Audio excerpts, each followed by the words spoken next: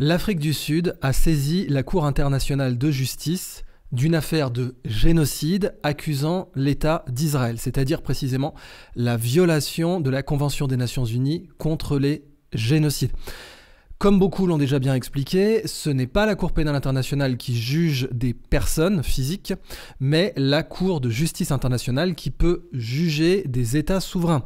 Elle a que très peu de pouvoir concrètement, en tout cas de pouvoir contraignant. Par contre, elle a un pouvoir médiatique et politique absolument remarquable, ce qui fait que ce cas est extrêmement sérieux.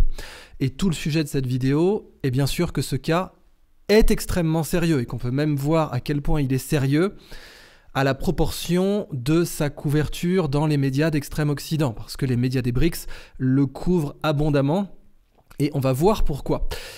Maintenant, si je dois résumer cette vidéo sur la lecture, disons, de la géopolitique israélienne, je ne peux pas être plus clair que de dire qu'Israël n'a que deux futurs possibles.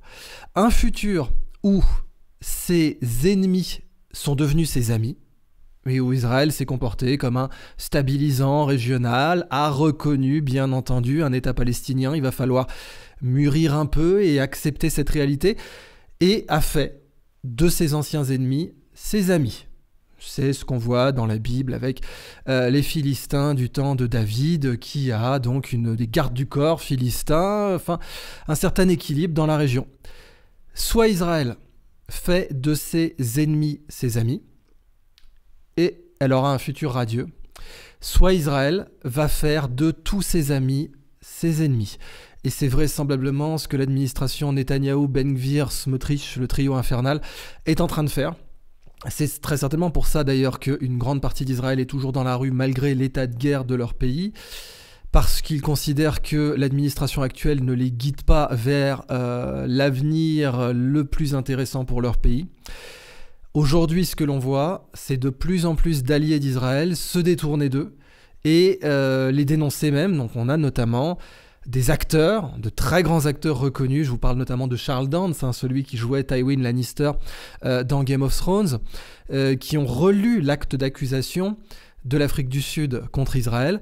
Et puis on a vu 400 000 manifestants à Washington, 400 000, avec certaines grandes figures aux États-Unis, comme le docteur Omar Suleiman, qui ont adressé la foule de 400 000 manifestants à Washington. Vous ajoutez à ça que Biden, bien sûr, est censé préparer... L'administration Biden est censée préparer la réélection de ce personnage qui est à la Maison-Blanche aujourd'hui et n'a pas particulièrement envie de diviser le pays de cette façon. Or, c'est déjà le cas.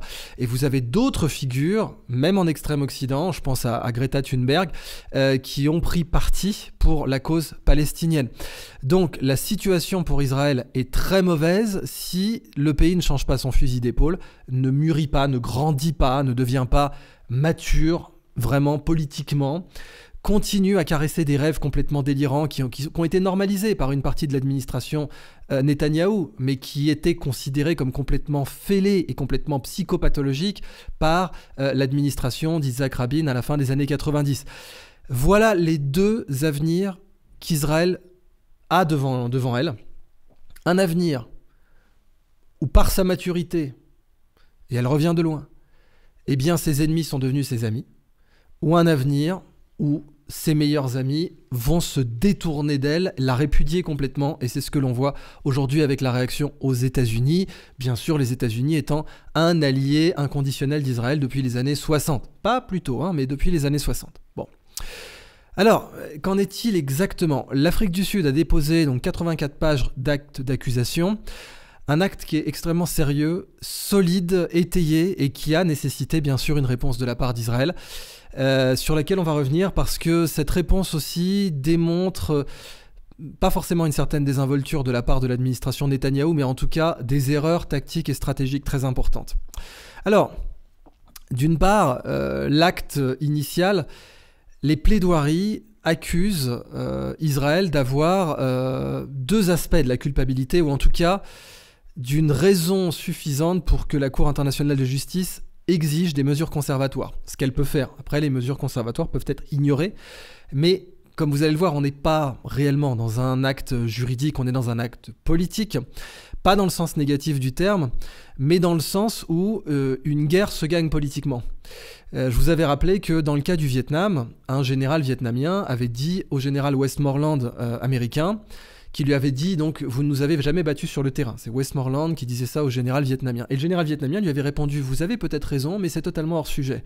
Puisqu'on n'est pas là pour vous battre sur le terrain, on est là pour vous battre politiquement. On est là pour faire en sorte que cette guerre devienne une honte pour votre propre population, pour que les Américains eux-mêmes répudient cette guerre, considèrent qu'elle n'est pas légitime, et c'est là qu'on vous aura battu, les Vietnamiens, parlant, donc le FLN, premier FLN, Front de Libération Nationale Vietnamien, parce que Viet Cong c'était une insulte, avait dit aux généraux américains, et ils avaient tout à fait raison, c'est la victoire politique. Et pour parler bien sûr de l'autre et plus connu FLN en Méditerranée maintenant, le Front de Libération Nationale algérien, c'est la victoire politique qu'il a obtenue, pas la victoire militaire, qui était elle aussi hors sujet. C'était la victoire politique qui était l'objectif.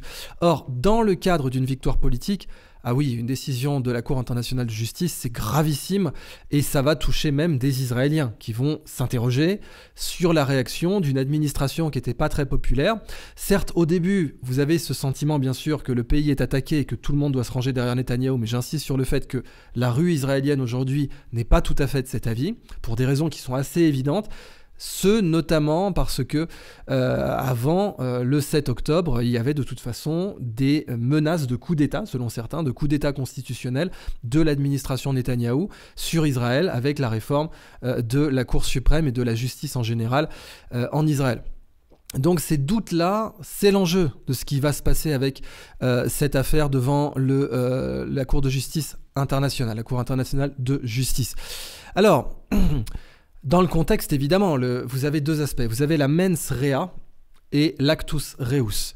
Ça, c'est dans les origines romaines germaniques, mais latines du droit, mais vous les retrouvez dans le droit anglo-saxon.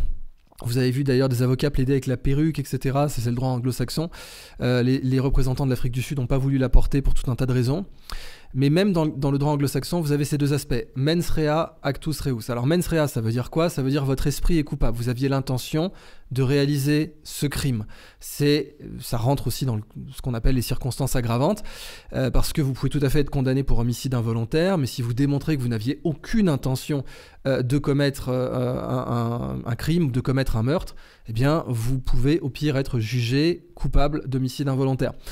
Là, il n'y a pas de génocide involontaire. Enfin, c'est-à-dire, il pourrait, s'il y a un accident nucléaire et que cet accident nucléaire est mystérieusement circonscrit à une zone précise. Bon, je crois que c'est évidemment jamais arrivé dans l'histoire de l'humanité qu'on se pose ce genre de questions. Mais en l'occurrence, vous avez compris que pour une accusation de génocide, le plus important, c'est la mens rea, c'est-à-dire de démontrer qu'il y a une volonté organisée de la part de représentants de l'État d'éradiquer une population. Et ça, c'est le plus important, de très loin.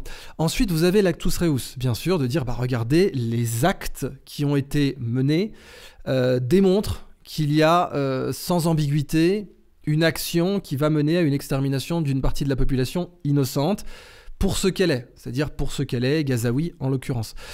Les Sud-Africains ont extrêmement bien plaidé la mens rea, mais vraiment extrêmement bien. Et la défense israélienne n'a que très peu plaidé contre la mens rea, soit par erreur tactique, soit parce qu'elle a considéré que c'était un terrain trop dangereux pour elle. Ça, je ne suis pas dans leur tête, je ne peux pas vous dire ce que la défense israélienne ce qui a présidé à sa décision. Mais ce qui est sûr, c'est qu'elle a surtout plaidé sur des technicalités. Alors, dans un premier tweet, j'ai dit que c'était idiot et désastreux comme défense. En particulier en citant le professeur Malcolm Shaw. Je vais, par devoir d'informer, un peu modérer ce propos. Je considère que sur le fond, c'est complètement débile, il n'y a pas de problème, et que ça rate fondamentalement l'enjeu de ce procès, l'enjeu de cette audience, qui est politique. Qui est de dire, en fait, qui est fondamentalement de faire d'Israël un État paria sur le plan philosophique, sur le plan politique, et en particulier au sein des BRICS, dont l'Afrique du Sud fait partie, et au sein, d'une façon générale, du Sud global. Ça, c'est l'enjeu de cette accusation. Et la défense du professeur Malcolm Shaw, qui donc est dans la défense d'Israël, de plaider une technicalité, est extrêmement stupide, selon moi, de ce point de vue-là. Ça ne veut pas dire qu'elle est idiote. Stratégiquement, je m'explique. La défense de Malcolm Shaw est de dire l'Afrique du Sud n'a pas suffisamment dialogué avec Israël. Or, dans la Convention et dans les actes, dans le droit international, c'est une condition nécessaire. Il faut pouvoir avoir démontré que vous avez en quelque sorte épuisé toutes les voies de recours. C'est comme quand on saisit la Cour européenne des droits de l'homme. Il faut démontrer que vous avez épuisé des recours, disons, amiables. Bon, d'une façon générale, vous avez beaucoup de scénarios comme ça. Hein. En droit commercial, vous pouvez démontrer que la personne qui plaide contre vous n'a pas suffisamment discuté avec vous. C'est de bonne guerre. Bon, là, on parle quand même d'un génocide. On ne parle pas d'un petit conflit commercial sur des puits de pétrole, par exemple, ou autre chose. Non, non. Ou sur les quotas de saumon ou l'import-export des gigots néo-zélandais. C'est pas le sujet de la Cour internationale de justice. Mais, en effet, Malcolm Shaw peut présenter certaines preuves en disant, voilà, nous on a voulu discuter avec l'Afrique du Sud, et l'Afrique du Sud, par 2 fois, nous a refusé la discussion.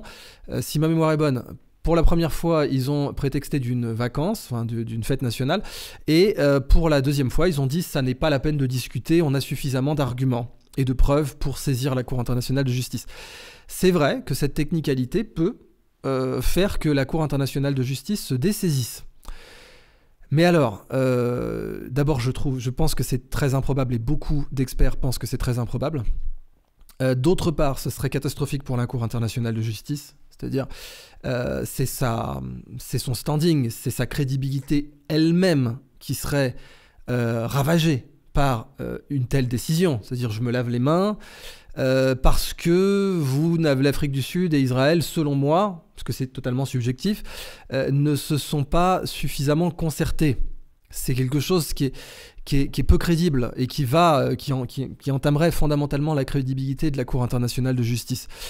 Maintenant, Israël pourrait très bien se dire, oui, mais de toute façon, la Cour internationale de justice, pour la construction du mur à Gaza, je crois que c'était en 2004, ils avaient jugé que c'était illégal. Bon, on l'a construit quand même, et puis on s'est mis leur décision en bandoulière. Mais là, c'est beaucoup plus grave parce que c'est génocide et ça génère déjà une audience internationale absolue avec 2 grands acteurs qui reprennent cette accusation et qui lui donnent donc une plateforme internationale.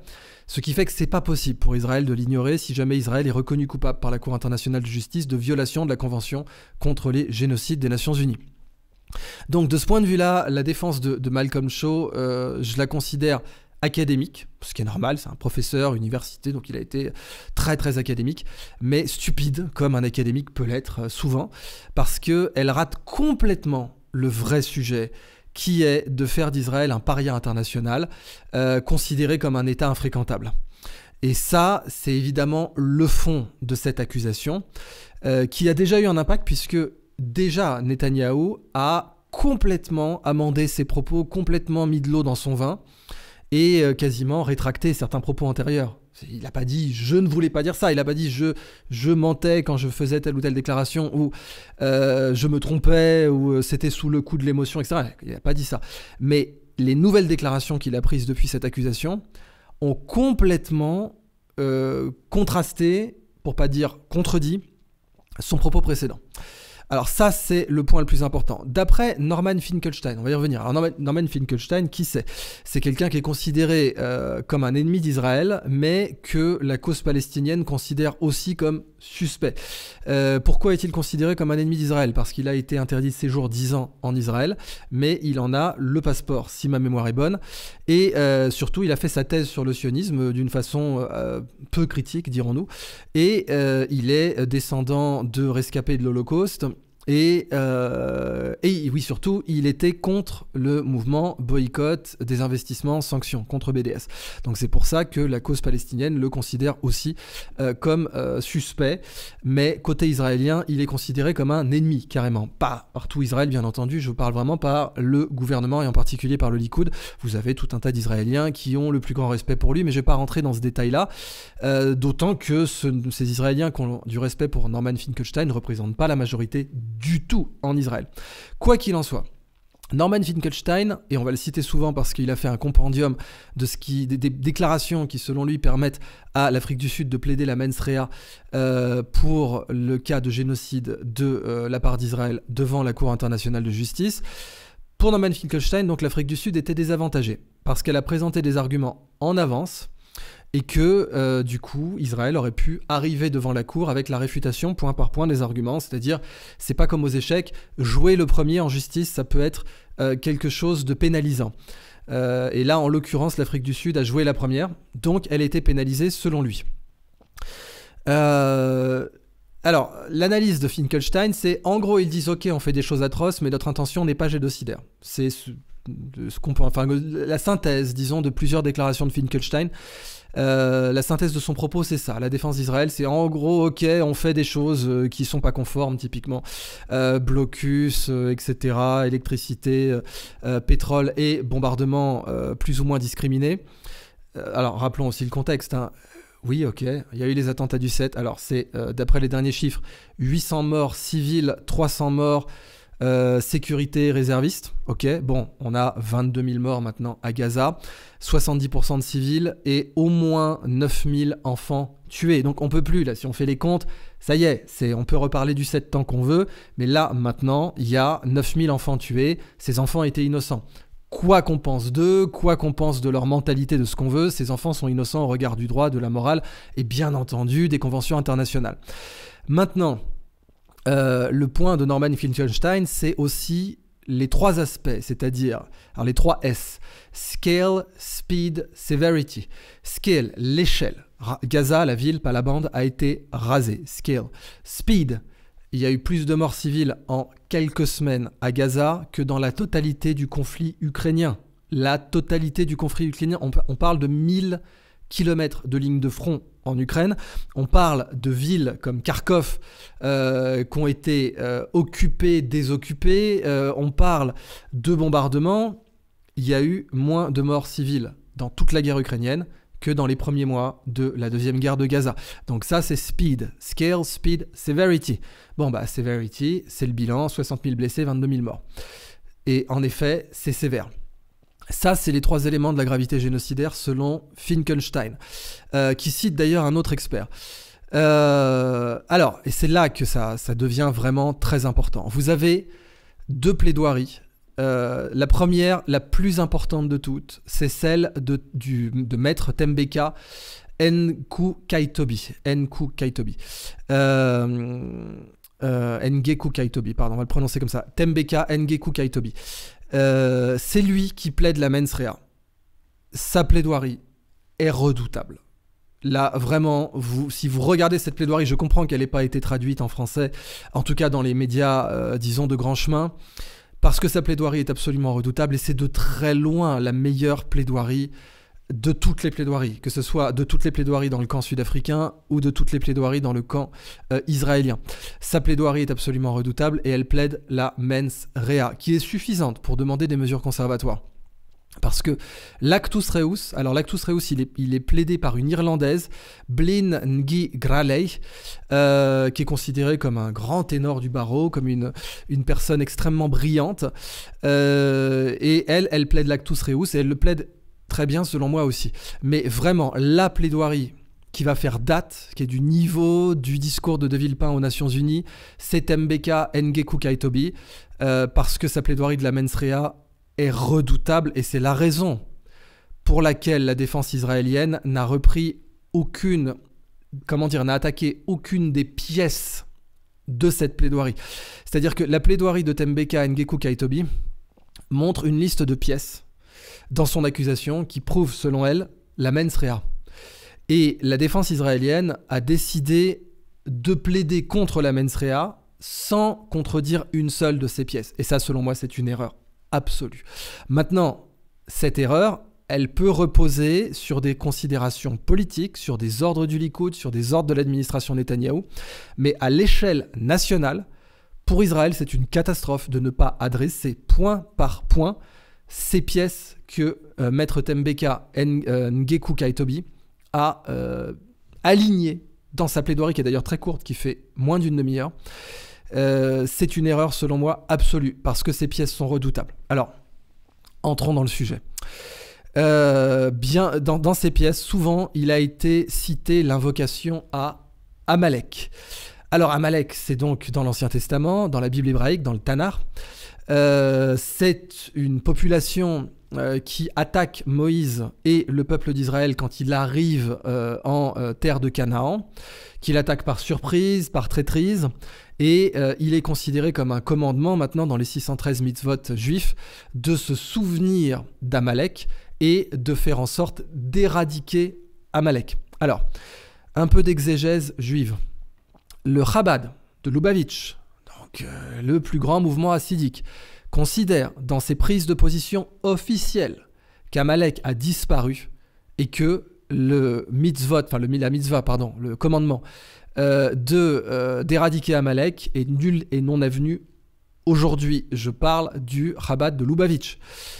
Donc, c'est déjà une position au sein même du judaïsme que évoquer Amalek aujourd'hui pour parler des Palestiniens est un mensonge, même si on parle d'intégrisme religieux. L'intégrisme religieux n'ayant aucun cours en droit international, faut le rappeler. Il n'y a pas la moindre plaidoirie justifiable par l'intégrisme religieux. On ne peut pas citer le Deutéronome quand on plaide à la Cour internationale de justice, quand on plaide à l'ONU. Ce n'est pas possible. Mais même en évoquant ça, même au sein des juifs pratiquants, voire intégristes, eh bien, non, il n'y a pas de reconnaissance possible que Amalek égale les Gazaouis.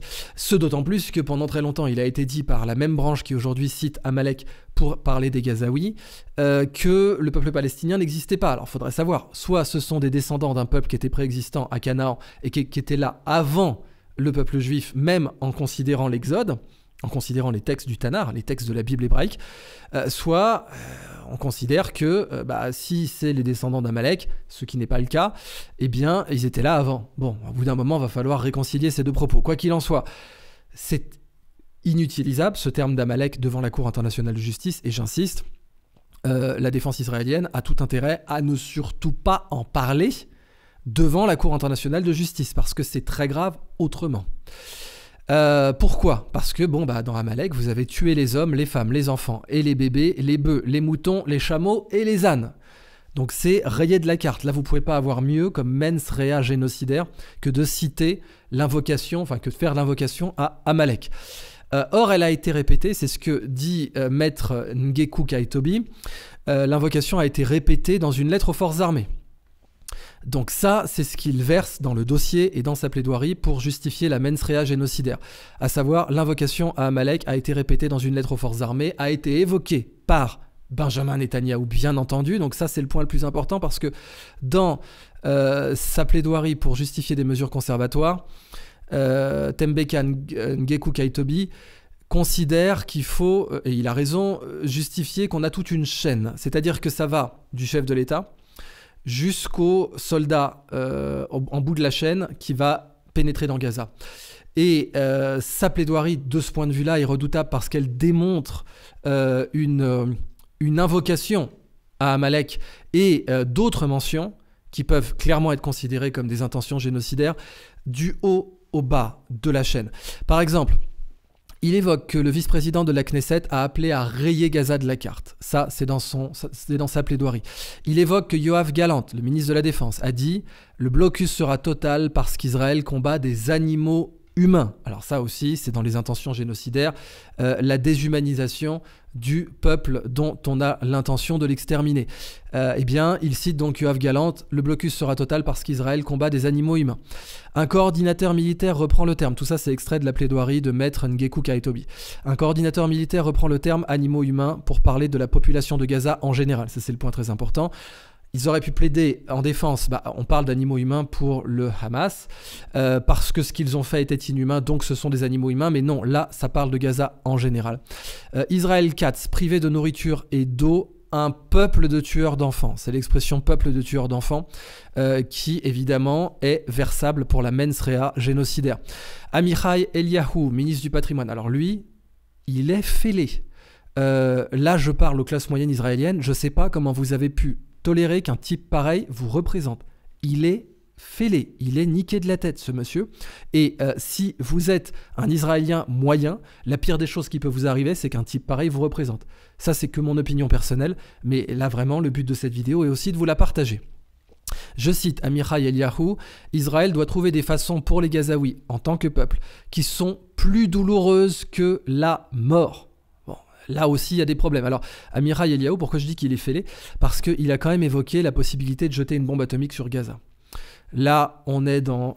voilà, même pour un Israélien moyen, la meilleure façon de détruire l'État d'Israël, c'est de faire ça, l'holocauste nucléaire total. Alors, évidemment, j'ai dit qu'il n'y avait que deux avenirs possibles pour Israël. Un avenir où ses ennemis sont devenus ses amis, c'est l'évolution de tous les conflits, quand on y réfléchit bien. Les ennemis deviennent les amis. Regardez le cas de l'Irlande, regardez même en Europe le cas de la France et de l'Allemagne, le cas de Gaulle qui va rencontrer Adenauer. C'est comme ça, l'évolution naturelle de la maturité nationale, c'est que les ennemis deviennent les amis. C'est comme ça qu'une nation mûrit. Sinon, elle reste adolescente suicidaire toute sa vie. Mais bon, c'est l'évolution naturelle des nations. Il n'y a que deux possibilités, disais-je, pour l'avenir d'Israël. Un avenir où ses ennemis sont devenus ses amis. Et il y a des solutions pour ça. L'autre avenir, c'est l'avenir où la totalité de ses amis sont devenus ses ennemis, soit ouvertement, soit en catimini, mais dans les deux cas, ce sera une répudiation, ce sera Israël qui deviendra une sorte de pestiféré à l'échelle internationale, et ça prendra quelques décennies maximum, parce qu'aujourd'hui tout va beaucoup plus vite, on le voit bien sur TikTok, etc. Mais il y a une troisième possibilité, qui est la guerre nucléaire totale. Alors ce sera jamais total, l'hémisphère sud à mon avis s'en sortira très bien. Si vous êtes à Valparaiso, eh bien vous verrez un feu d'artifice dans l'hémisphère nord, mais le sud global, qui n'est pas le sud global actuel, hein, mais qui est l'hémisphère sud pour le coup, il survivra sans doute. Mais bon, l'État d'Israël sera rayé de la carte, donc je ne pense pas que ce soit considérable comme un avenir possible non plus. L'avenir où Israël a transformé tous ses amis en ennemis est un avenir où la solution à un État s'imposera à lui. C'est-à-dire que ça sera comme l'Afrique du Sud, ça sera Israël ne possédera plus son destin et finira par être un tel paria à l'échelle internationale que la solution à un État sera forcée sur lui politiquement par tout un tas de considérations et d'actions de la part de ses anciens amis. Et je pense bien que c'est pas considéré comme une solution intéressante pour n'importe quel Israélien. Et donc, je pense que la meilleure solution, c'est quand même celle où les ennemis vont devenir des amis. Et c'est sur celle-là qu'il faut investir. J'ai pas dit que le Hamas deviendra des amis. Par contre, que Gaza devienne un ami d'Israël et que la Cisjordanie le devienne aussi. Il y a tout un tas de conditions où c'est faisable. Les autres, c'est du suicide. Il y a soit le suicide par on est un adolescent foufou et la totalité de nos amis se distancie de nous parce qu'ils considèrent qu'on est plus fréquentable et donc au bout d'un moment ça va finir par une solution à un État, soit c'est la guerre nucléaire totale. Il y a tout un tas de gens qui pensent que ça sera une ordalie militaire valable puisque évidemment si Dieu est avec nous il tranchera de la façon la plus adaptée. Alors je continue dans la plaidoirie de Tembeka Ngeku Kaitobi. Le ministre de la Sécurité nationale a répété publiquement que le Hamas et la population de Gaza étaient également responsables. Alors, Ngeku Kaitobi, il va souligner que c'est de la communication de politique nationale, c'est-à-dire que dans sa plaidoirie, il insiste bien sur le fait que ce ne sont pas quelques tarés dans la rue qui ont dit ça, ce qui serait tout à fait opposable. Mais là, il dit non. Non, c'est une communication de titulaires d'offices nationaux. Et ça, c'est beaucoup plus grave. Et comme je vous le disais, son argument se structure jusqu'au bas de la chaîne de commandement. Il cite l'enregistrement d'un journaliste, donc c'est un journaliste qui a filmé des soldats en train de danser en chantant « Nous connaissons notre commandement, il n'y a pas d'innocents, nous éradiquerons la graine d'Amalek. Nous connaissons notre slogan, il n'y a pas de civils innocents », répété 2 fois. Et ça, c'est présenté par un journaliste et c'est versé au dossier. Ça, pour argumenter de la mens rea génocidaire, c'est évidemment gravissime. Ensuite, il cite des bataillons qui filment le rasage complet de quartiers entiers en une seule fois. Un soldat qui se filme avec la plus grande mosquée de Gaza en arrière-plan et qui dit que c'était une école pour animaux humains. Mais là, on peut tout à fait plaider de dire « Ah oui, mais il faisait mention qu'au Hamas ». Ok, mais il y a d'autres extraits où c'est explicitement dit que ce n'est pas que le Hamas qui est considéré comme animaux humains par les forces de sécurité israéliennes. Enfin, encore plus grave, dans le réquisitoire de Ngeku Kaitobi, de ce que l'éradication de Gaza est une politique nationale articulée, c'est dans son réquisitoire, il cite Ezra Yachin, un personnage de 95 ans qui est habillé en tenue militaire et qui déclare, alors qui est en plus un vétéran de 48, 95 ans, et qui est connu pour ça, et qui dit « Soyez triomphants, achevez-les, ne laissez personne derrière vous. Effacez leurs souvenirs, effacez-les ainsi que leurs familles, mères et enfants. Ces animaux ne sont plus autorisés à vivre. Tous les juifs armés devraient sortir et les tuer » en parlant des Palestiniens. Si vous avez un voisin arabe, c'est toujours Ezra Yachin qui parle, si vous avez un voisin arabe, n'attendez pas, allez chez lui et abattez-le.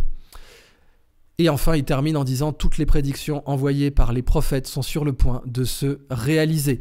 Ngeku Kaitobi insiste sur le fait que sa déclaration est devenue virale. Elle a été reprise par tout un tas d'organes de presse. Elle a vraiment circulé sur Internet. Alors, aux Israéliens, je vous dis, un fêlé comme ça, ne le laissez jamais vous représenter, de près ou de loin. Quelles que soient vos opinions, quelle que soit votre position sur le conflit, même si elle est la plus à droite et la plus extrême, ne laissez jamais un fêlé comme ça vous représenter. Quoi qu'il en soit, des déclarations pareilles, en uniforme, pas en survêt Lacoste, en uniforme. De dire, tous les juifs armés devraient sortir et les tuer, et si vous allez tuer les Palestiniens, et si vous avez un voisin arabe, n'attendez pas, allez chez lui et abattez-le. Le type devrait être en tôle pour ça. Il devrait être en tôle. Même dans le droit israélien, il y a de quoi le mettre en tôle pour ça. Le fait qu'il ne le soit pas démontre à l'international une léniance vis-à-vis de ce genre de propos ou qu'il constitue une politique nationale revendiquée. Alors, il cite ensuite, donc Ngeku Kaitobi cite ensuite des membres de la Knesset. Il n'y a pas d'innocents à Gaza. Terme également repris par Naftali Bennett à la télévision britannique quand vous avez un journaliste de la BBC qui a demandé à Naftali Bennett ce qu'il considérait des victimes civiles à Gaza. Naftali Bennett lui avait dit « Mais est-ce que vous êtes fou ? Je suis en train de vous parler des attentats du 7 et vous me parlez des civils à Gaza. Qu'est-ce qui ne va pas chez vous ?» Alors, la réponse de Bennett, qui est dans laquelle, bien sûr, il a été rappelé que Naftali Bennett, quand il était membre des forces spéciales, avait organisé une frappe pour couvrir sa retraite au Liban, qui avait tué tout un tas de gens de l'ONU. Ça avait été un massacre, et donc ça a évidemment été rappelé dans ce contexte-là. Ça, c'était dans les années 80. Il ne peut y avoir qu'une sentence pour tout le monde, la mort. Ça, ce sont des membres de la Knesset qui l'ont dit.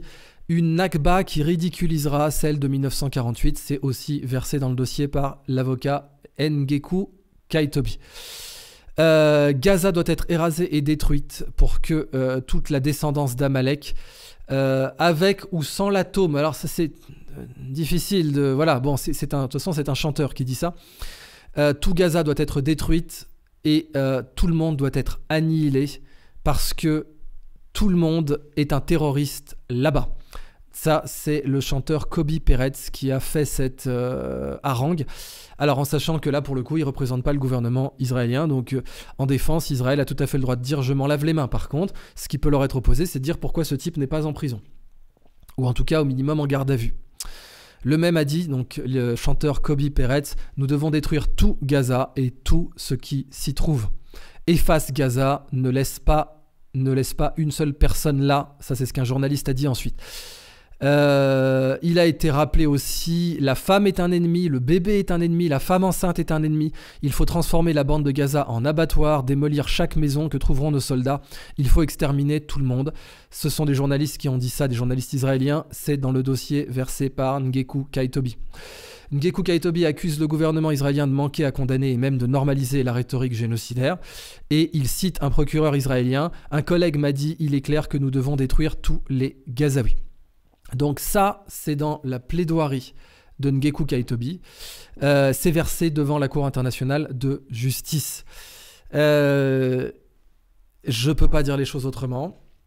Soit Israël grandit, mûrit et rejette tout ce genre de comportement, soit Israël considère que ce genre de comportement est normal, soit justifié par une interprétation particulièrement cinglée du Tanar, soit justifié par le 7 octobre. Bon, ça y est, 800 morts civils plus 300 morts militaires ou de sécurité de l'autre. Allez, 1200 morts. Et en face, 22 000 morts. Donc les comptes sont bons, j'ai l'impression. Enfin, on est sur du x20. Le compte est bon. Soit Israël, parce que ça, du coup, cet argument ne peut plus être utilisé. C'est ça que je veux dire. Cet argument ne peut plus être utilisé. que face à des roquettes au sucre, d'un côté, on a des bombes de plusieurs tonnes et que plus de bombes ont été lâchées sur Gaza que, en termes de puissance explosive, la bombe d'Hiroshima, puisque on est sur plus de 18 000 tonnes de bombes avec un explosif plus puissant que la TNT. Et la bombe d'Hiroshima, c'est 15 000 tonnes d'équivalent TNT. Donc 15 000 d'un côté, 18 000 de l'autre, 18 000 d'un explosif supérieur à la TNT, au TNT, pardon. Je crois que c'est bon, le compte est bon. Ces propos-là sont injustifiables, même avec le 7 octobre. Absolument injustifiables. Et le fait qu'ils aient été prononcés par des tenants d'office civil, des fonctionnaires, voire même les chefs du gouvernement, est absolument inacceptable. Et c'est pas moi qui le dis, ce sont plusieurs Israéliens eux-mêmes qui sont horrifiés par le fait que des représentants de leur pays puissent tenir de tels propos. Je dois quand même, pour être tout à fait loyal sur le plan de l'information, citer qu'en effet, ça m'a été rapporté dans un space X, Twitter, sur lequel je suis intervenu avec des Israéliens qui m'ont dit, tu sais, Netanyahou est aussi attaqué pour ne pas être assez violent. C'est-à-dire qu'une certaine branche considère qu'il n'est pas assez violent et pas assez droitier dans sa réponse aux attentats du 7. Donc je veux bien reconnaître loyalement qu'il y a encore pire. Mais l'existence du pire n'a jamais exonérer un crime ou en l'occurrence l'intention de commettre un crime selon Ngeku Kaitobi. Alors, c'est pas donc seulement moi qui considère que c'est inacceptable, ce sont des Israéliens, mais en l'occurrence, ces Israéliens ont écrit à Norman Finkelstein. Alors je rappelle, Norman Finkelstein n'est pas considéré comme un ami d'Israël, mais la cause palestinienne le considère aussi comme suspect parce il s'est fermement opposé au mouvement BDS, et c'est tout à fait son droit par ailleurs. Mais du coup, sur son site personnel, Norman Finkelstein, qui est sioniste, rappelons-le, a compilé. Je ne vous parle pas donc d'un rabbin antisioniste, intégriste religieux, etc. Je parle d'une personne qui se revendique sioniste et qui revendique d'être opposée au mouvement BDS.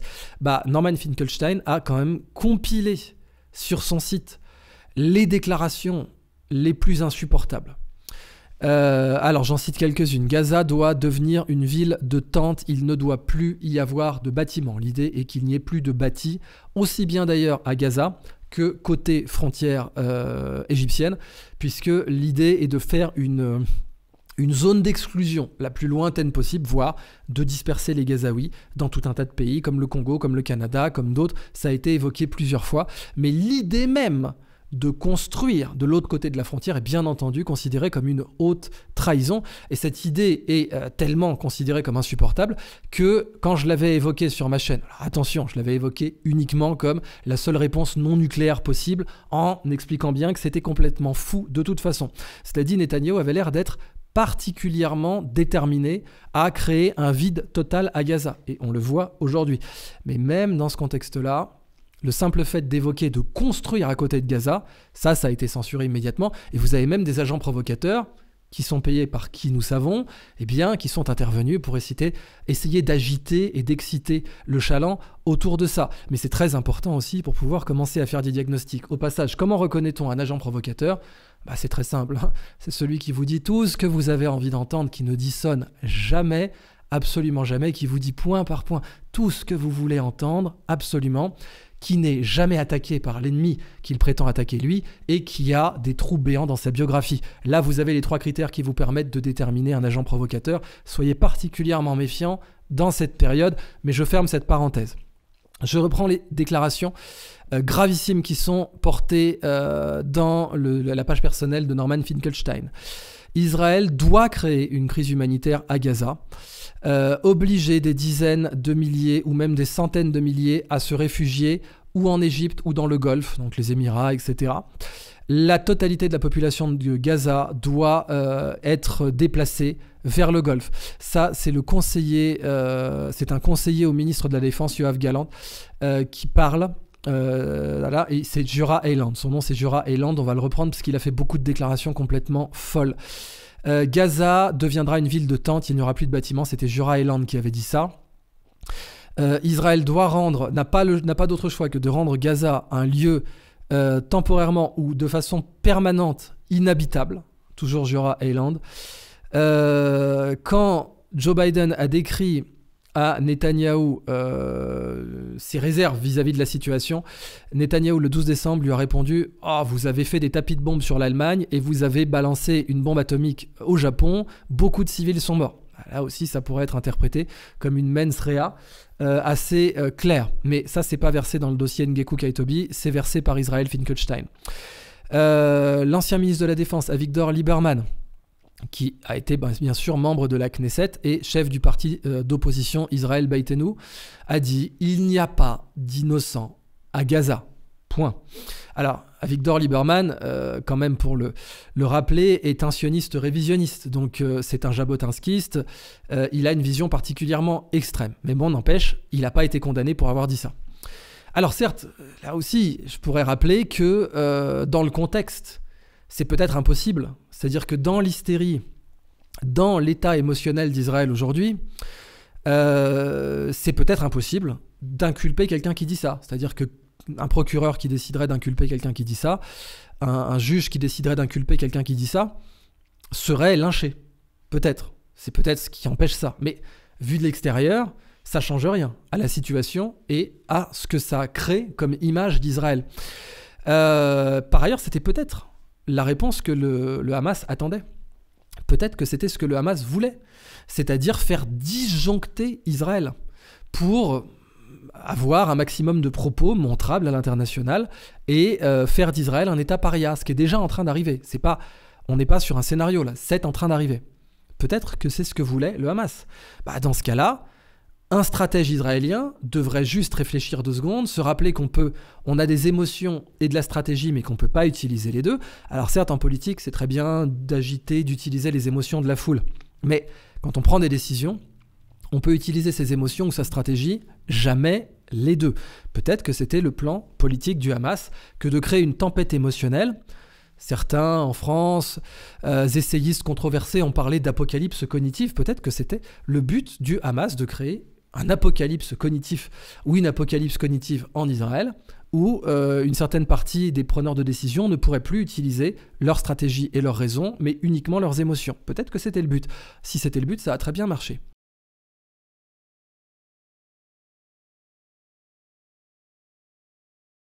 Alors, encore une fois, c'est sans fin. Le compendium que Norman Finkelstein a réuni, et j'en ai cité qu'une petite partie, j'ai dû citer à peu près un quart ou un cinquième.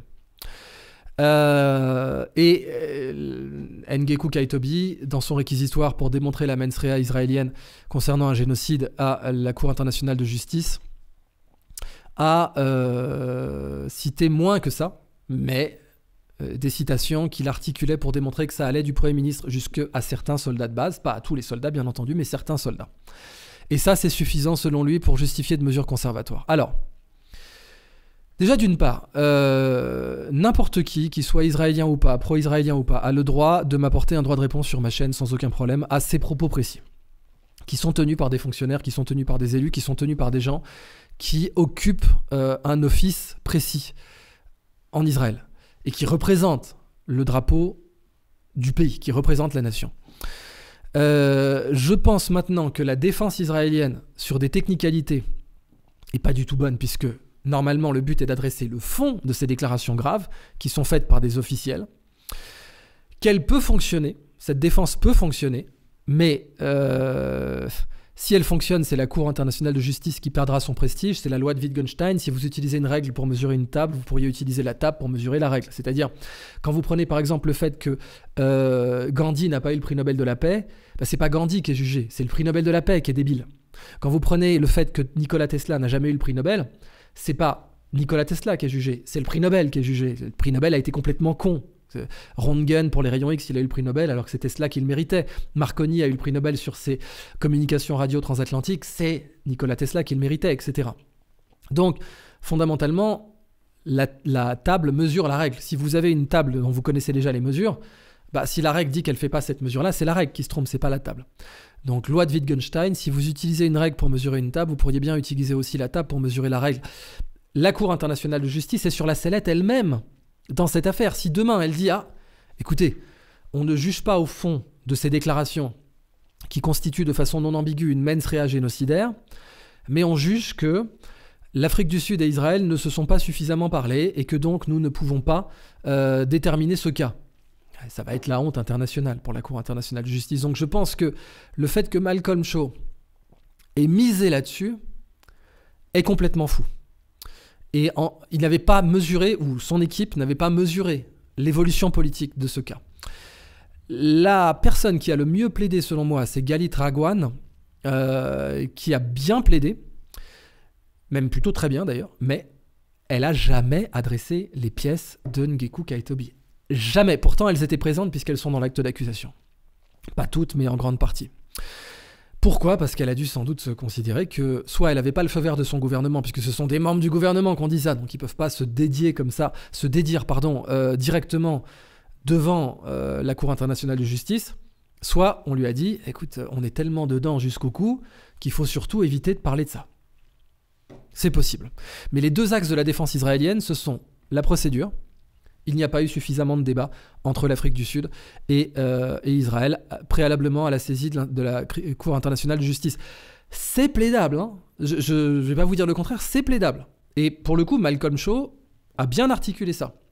Mais comme disait le général vietnamien, c'est irrelevant. Parce que la Cour internationale de justice, si elle ose se dédire à partir de cette technicalité, ça va être une catastrophe pour elle. Catastrophe absolue. Donc, les deux axes, c'est la procédure, et l'autre axe, c'est l'axe de Galit Ragwan. Nos précautions prouvent que nous ne sommes pas génocidaires. C'est-à-dire que Galit Ragwan a fait une liste de précautions dont elle peut attester, donc que ce soit sur certaines frappes, etc., ou que ce soit pour l'entrée de convois humanitaires dans Gaza, etc. Elle a dit, voilà, on a la liste qui démontre bien que les précautions que nous prenons n'auraient pas été prises par Slobodan Milosevic ou par Pol Pot, etc. Et ça c'est beaucoup plus sérieux comme défense. Ça, c'est une défense qui est beaucoup plus sérieuse. Mais le problème, c'est qu'en face, il y a 22 000 morts, il y a 10 000 enfants tués. Ok, mais à la limite, l'actus reus pourrait être épargné, malgré ça. Mais la mens rea, ça, c'est le problème fondamental. Or, les mesures conservatoires qui peuvent être demandées, exigées même par la Cour internationale de justice, même si ensuite Israël peut tout à fait les ignorer. Mais les mesures conservatoires, la mens rea seule suffit à les justifier. Suffit, même s'il n'y avait aucun acte. C'est suffisant. Donc, je pense qu'Israël n'a pas compris l'enjeu de ce dossier, ou l'a compris trop tard. Maintenant, je pense qu'ils l'ont compris. Je pense que la défense sur la technicalité est stupide et le démontre. Je pense que vraiment, c'est pas la bonne direction. Au mieux, je pense qu'Israël peut s'en sortir en contredisant l'actus reus, en disant nos actes démontrent que nous ne sommes pas Slobodan Milosevic et Pol Pot, et que nous avons une liste d'actes qui démontrent que l'actus reus de génocide n'est pas réuni. Alors, il y a un autre problème, c'est que vous avez eu aussi une fuite, et j'insiste, cette fuite vient d'un fonctionnaire israélien. Ça veut quand même dire qu'il y a des Israéliens qui ont encore la tête sur les épaules et qui ont encore des neurones connectés en Israël, malgré l'état émotionnel attisé, soufflé actuellement, qui ont fuité à Wikileaks un plan pour évacuer la totalité de la population de Gaza en Égypte et la disperser dans différentes villes. Ne surtout pas construire à côté, surtout pas. Quel intérêt de les évacuer s'ils construisent littéralement 1 mètre plus loin à la frontière égyptienne ? Non, les disperser, c'est la dispersion qui est importante. Et ce plan indiquait une cité de tentes, des tentes, parce que le but c'était de disperser pour qu'il n'y ait plus de revendications nationales possibles à Gaza. Ça, c'est un problème aussi en termes d'actus reus. Mais bon, l'État d'Israël peut très bien dire, c'est le Likoud. C'est des fous, on les jugera. Mais là, on ne voit pas le moindre début d'ambition de cette nature. Mais je pense qu'Israël peut s'en sortir en disant « Nous allons prendre des mesures, nous allons démontrer qu'à aucun moment nous ne voulons éradiquer la population de Gaza dans son ensemble. Les déclarations qui ont été faites donneront lieu à des sanctions. Oh, ça peut être des sanctions ridicules, des amendes, des machins, mais on sanctionne. On sanctionne. Parce que c'est inacceptable. Objectivement, c'est inacceptable. Toutes les déclarations que Norman Finkelstein a compulsées et a réunies sont inacceptables dans n'importe quel pays. Donc il va falloir dire, allez, c'est pas possible. Voilà, on reconnaît que ces déclarations, elles étaient sur la base de l'émotion, elles étaient sur une sidération émotionnelle importante. Donc amende, donc quelques jours de non-exercice, que sais-je, voilà, un truc symbolique, mais on reconnaît au moins statutairement que ces déclarations ne sont pas représentatives. Ça, c'est inévitable. Israël ne peut pas faire autrement. Si Israël fait autrement, ces déclarations-là il n'est pas possible de les oublier, fondamentalement. Alors, pour la défense de Shaw, je vais quand même noter un point important. C'est vrai que normalement, dans une affaire civile ou pénale, n'importe quel bon avocat vous dira, les amateurs parlent de plaidoirie, les professionnels parlent de procédure. C'est-à-dire que c'est comme à l'armée, hein, donc en affaires militaires, les amateurs parlent de stratégie, mais les professionnels parlent de logistique. C'est la logistique qui gagne une guerre ou pas. Si les Russes gagnent en Ukraine, c'est la logistique. On voit que la France peut produire à peine en 1 an ce que les Russes utilisent comme obus en 1 semaine. Ça, c'est de la logistique. Et c'est la logistique qui gagne une guerre. Donc, en affaires stratégiques, en affaires militaires, les amateurs parlent de stratégie, les professionnels parlent de logistique. En affaires juridiques, les amateurs parlent de plaidoirie, les professionnels parlent de procédure. Mais c'est pas une affaire classique, civile ou pénale.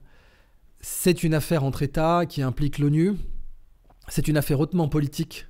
Et là, plaider la procédure, c'est stupide. Selon moi, hein, ce n'est rien comprendre, n'avoir rien compris aux enjeux de cette assignation que d'avoir tenté de plaider la procédure. Et ça va avoir des conséquences très graves pour la défense d'Israël. Je pense que la seule façon pour Israël de s'en sortir honorablement, c'est de renforcer la défense de Galit Ragouane et de dire, regardez, on fait ça, puis surtout, in futurum, à l'avenir, on va faire ça, on va faire ça, on va faire ça. Et là, c'est gagné aussi pour la cause palestinienne, puisque ça veut dire, ils sont obligés de montrer au monde qu'ils ne veulent pas rayer Gaza de la carte, qu'ils ne veulent pas évacuer Gaza. Donc, c'est une victoire. Et ça, c'est une victoire qui peut être honorable pour les deux parties. C'est-à-dire, la défense, Ragouane, dit, regardez, par exemple, je vous donne un autre exemple qui explique très bien cette idée. Bill Gates a été assigné dans les années 90, à la fin des années 90, dans une affaire antitrust. Ça a détruit sa réputation, et c'est pour ça ensuite qu'il a investi dans l'OMS pour se faire passer pour un bienfaiteur de l'humanité. Mais la réputation de Bill Gates était en lambeaux fin années 90, au point que dans Matrix, vous aviez sa boîte Microsoft qui était considérée comme la boîte des agents. C'est Thomas Anderson, Neo, dans Matrix, il bosse pour Microsoft. Quasiment, le nom Microsoft n'est pas prononcé, mais c'est eux qui sont évoqués.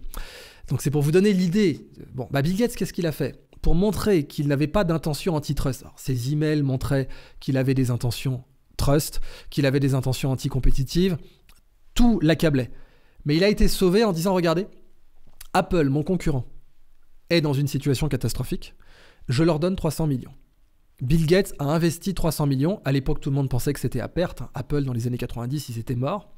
Et Bill Gates a sorti 300 millions de sa poche. Il les a donnés à Apple comme investissement, certes, mais bon, c'est plutôt un prêt d'ailleurs, je crois. Et ça a montré, et ça a décisivement joué dans son acquittement, ça a montré qu'il était pour la compétition puisqu'il investissait dans sa propre compétition. Et bien là, devant la Cour internationale de justice, Israël ne peut pas décider de la mépriser, cette cour. Ce n'est plus possible. Le niveau d'attention internationale fait que ce n'est plus possible. Donc, il va falloir que Israël attende un jugement. Et si ce jugement reconnaît qu'Israël a violé la Convention des Nations Unies contre les génocides, ça va être une catastrophe politique pour Israël. Pour qu'Israël s'en sorte, la seule façon, c'est de montrer par les actes que l'actus reus ne qualifie pas un génocide.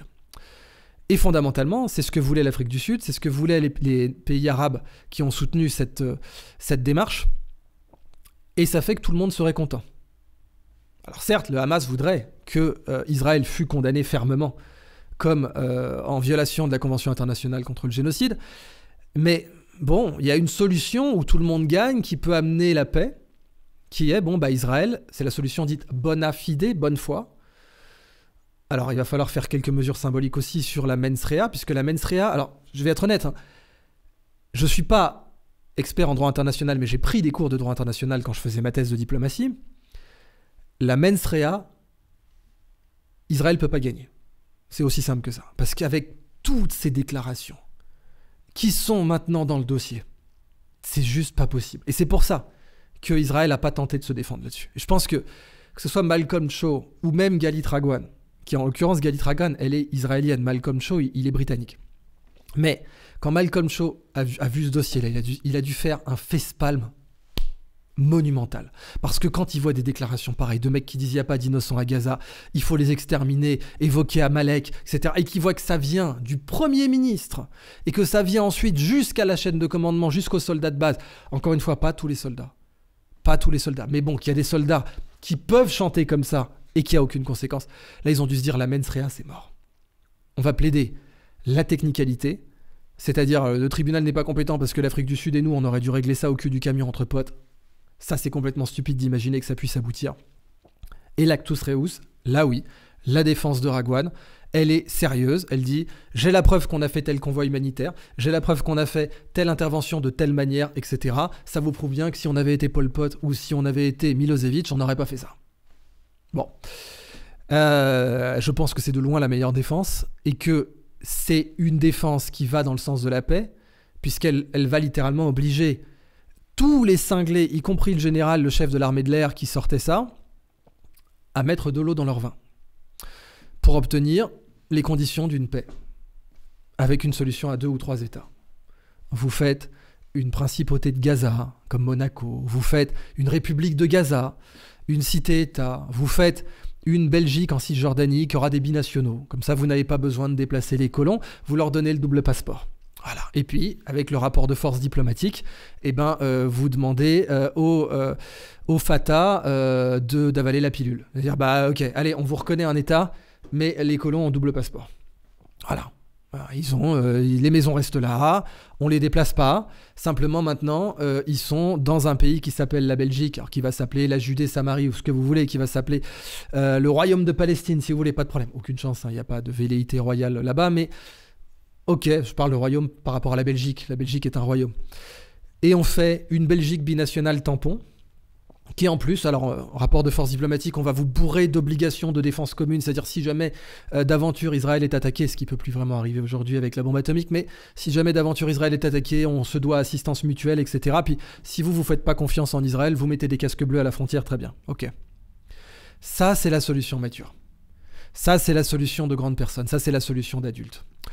La solution de psychopathe de dire on va absorber tout ça pour tout un tas de raisons religieuses, parce que fondamentalement c'est des religions religieuses, c'est Hachem nous a donné la Judée-Samarie, donc ce serait un péché que de la confier à ces animaux humains. Je cite les extraits. Bon, ça c'est... Là faut grandir. Là vraiment faut grandir. Ça c'est pas un avenir où Israël va exister dans 100 ans. Alors je sais qu'il y a certains messianistes qui pensent ça, mais je leur dis clairement que c'est pas un avenir intelligent, et je peux vous trouver tout un tas de rabbins qui pensent pareil. Donc voilà, Israël n'a que 2 avenirs possibles, un avenir adulte et un avenir fou. Faudra qu'elle décide lequel elle veut adopter. En conclusion, on a quand même la question du vote, comment les juges vont voter à la Cour internationale de justice. Alors, vous avez, à l'heure actuelle, les membres permanents du Conseil de sécurité, donc à savoir le Royaume-Uni, la France, la Chine, les États-Unis et la Russie, donc le camp des vainqueurs dans la Deuxième Guerre mondiale, qui ont tous un juge. Comment voteraient ces gens? Alors, les États-Unis, clairement contre. Le Royaume-Uni, clairement contre. La France, clairement contre pour des raisons diplomatiques. Certains ont pointé du doigt le fait que le juge envoyé par la France s'avère être de confession juive. Ça peut jouer, en effet, mais de toute façon, la France, diplomatiquement, va pas vouloir. Donc, c'est aussi simple que ça, selon moi. Et donc, je pense pas que la France va voter en faveur d'une accusation contre Israël. L'Inde est un allié naturel d'Israël, mais là, ça va quand même trop loin. Et même, c'est là que je disais, d'ailleurs, c'est à ça que je pensais quand je disais les amis d'Israël vont devenir ses ennemis. L'Inde est un allié naturel d'Israël. Là, pour le coup, la rue indienne, elle est déjà contre. Hein. C'est clair et net. Alors, la Chine, j'en parle même pas. Parlons de la Chine. Mais l'Inde n'est pas, L'Inde a un... J'ai parlé de l'Inde parce qu'elle va avoir, je crois, un juge bientôt. Mais elle n'est pas membre permanente du Conseil de sécurité. Par contre, la Chine... la Chine, elle a de fortes raisons de voter pour, mais...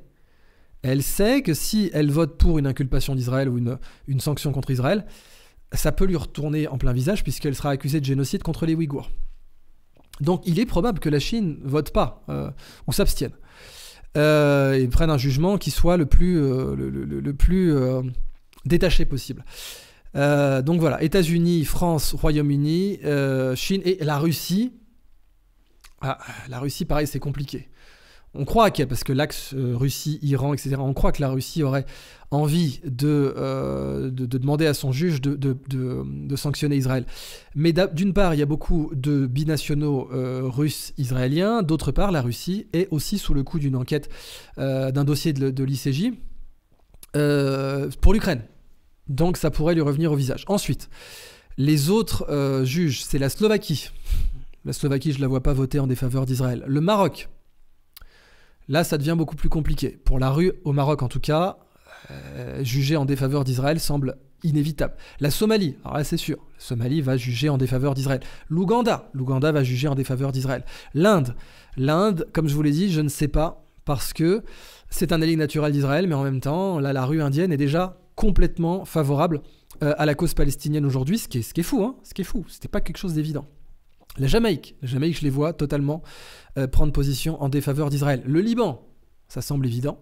Le Japon, pareil, c'était pas un pays particulièrement hostile à Israël autrefois, mais là, la presse japonaise vraiment a pris des positions qui semblent assez évidentes en défaveur d'Israël. L'Allemagne, bon, on va voter en défaveur d'Israël quand même, puis c'est un membre de l'Union européenne. L'Australie, c'est l'Oscanzucus, c'est le monde anglo-saxon, je les vois mal voter en défaveur, enfin prendre position, juger plutôt que voter, juger en défaveur d'Israël. Et le Brésil. Le Brésil, je les vois davantage juger en défaveur d'Israël. Bien entendu, les deux parties prenantes à cette procédure ont le droit de nommer un juge. Donc Israël a le droit de nommer un juge et l'Afrique du Sud a le droit de nommer un juge.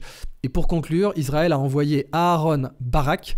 C'est très important parce que Aaron Barak est un ennemi de Netanyahou. Ça, c'est un point très important sur lequel je voulais conclure. En politique intérieure, Aaron Barak est un ennemi de Netanyahou. Ça veut dire qu'il existe une sortie honorable pour Israël. Il existe une sortie honorable où les cinglés qui ont fait les déclarations qui aujourd'hui accablent Israël dans ce dossier sont mis à l'écart. Et leur pensée est mise à l'écart. Netanyahou est mis à l'écart aussi. Vous ne l'envoyez pas forcément en prison, vous lui mettez une peine d'inéligibilité énorme et vous l'envoyez prendre sa retraite dans un verger tranquillement où il pourra se consacrer à ce qui l'intéresse, mais vous l'écartez de la politique parce que là c'est plus possible. La situation dans laquelle il a mis Israël est tellement désastreuse qu'un Israélien lui-même, quel que soit son bord politique, doit comprendre que là c'est plus possible. Quand vous devez choisir entre votre nation, votre drapeau ou un élu qui passe, au bout d'un moment il faut prendre les décisions qui s'imposent. Donc il y a une sortie honorable pour Israël, qui est de dire, c'est le Likoud, toute cette mensréa, là c'est le Likoud et affiliés. Les propos les plus dingues, on les sanctionne d'amende, etc., de trucs symboliques, on fait une petite tape sur les doigts. Et Netanyahou, plus jamais, il touche un mandat national, ce mec. Plus jamais. Mais Ben Gvir aussi et Smotrich aussi, parce qu'ils sont aussi fêlés que lui. Alors Ben Gvir est encore plus fêlé que lui. Là, il y a qu'à regarder en Conseil des ministres, Ben Gvir, Netanyahou le met à l'autre bout de la table. C'est pas une blague. Hein. Bon, c'est le numéro 2 du gouvernement en termes de puissance politique. C'est le numéro 2 de la coalition. Il est à l'autre bout de la table, le mec. Parce que Netanyahou, il sait que Ben Gvir, il est complètement dingue. Bon. Et là où Gaza gagne, c'est qu'à partir de ce moment-là, vu que tous les yeux ont été braqués, chaque opération israélienne à Gaza va devoir prendre 1 milliard de pincettes et va devoir montrer à chaque fois, sous les caméras, qu'il n'y a pas l'actus reus de génocide. Et là, tout le monde gagne. Et là, vous avez ensuite plus qu'à créer des conditions de la paix. Et oui, côté gazaoui, vous mettez une petite tape sur la main du Hamas aussi. Voilà. Et puis et vous dites, ils toucheront plus un mandat politique non plus, on crée de nouveaux partis, on refait la donne, mais on rentre en négociation pour la reconnaissance de Gaza comme État souverain. S'il n'y a pas de reconnaissance de Gaza comme État souverain, Gaza, qui même du temps de l'âge du fer, n'a jamais appartenu au royaume juif de la région. Donc même en prenant des considérations qui n'ont aucune base, aucun fondement en droit international, personne ne peut dire c'est dans la Genèse, hein. Personne ne peut dire ça en droit international, ça n'existe pas. On ne peut pas citer son livre saint pour revendiquer des territoires, ça n'existe juste pas. Mais au-delà de ça, en plus c'est même pas la Genèse, c'est l'Exode. La Genèse, c'est pour envisager des justifications dans lesquelles je ne vais pas m'aventurer maintenant, mais qui sont, selon moi, totalement dangereuses. Eh bien, même en citant l'Exode, en disant, voilà, Canaan nous appartient. Non, même pendant l'âge de fer, Le pentapôle philistin, c'était à Gaza, puis c'était même à Ashkelon et à Ashdod, hein, pour le coup. Bon. Eh ben, allez, Gaza devient une cité-État, il n'y a pas de colère divine à faire ça. Le reste, en conclusion, parce que j'ai vu d'autres déclarations que je ne vais même pas reprendre tellement elles sont folles, c'est-à-dire oui, il y a des déclarations encore plus folles que ce que j'ai vu là, et je ne vais pas les répéter parce que, selon moi, elles ont été prononcées par des gens dérangés. Et donc, quand quelqu'un est dérangé mentalement, c'est un malade, on se moque pas de lui, on les... Voilà, je vais même pas les reprendre. Mais, Richard Francis Burton disait en conclusion, le rêve de l'esclave, c'est pas d'être libre, c'est d'avoir son propre esclave. Eh bien, je vais ajouter quelqu'un qui est encore une victime dans sa psychologie la plus profonde. Son rêve, c'est pas d'être un homme libre, c'est pas d'être un homme libéré de la peur, libéré de sa condition de victime.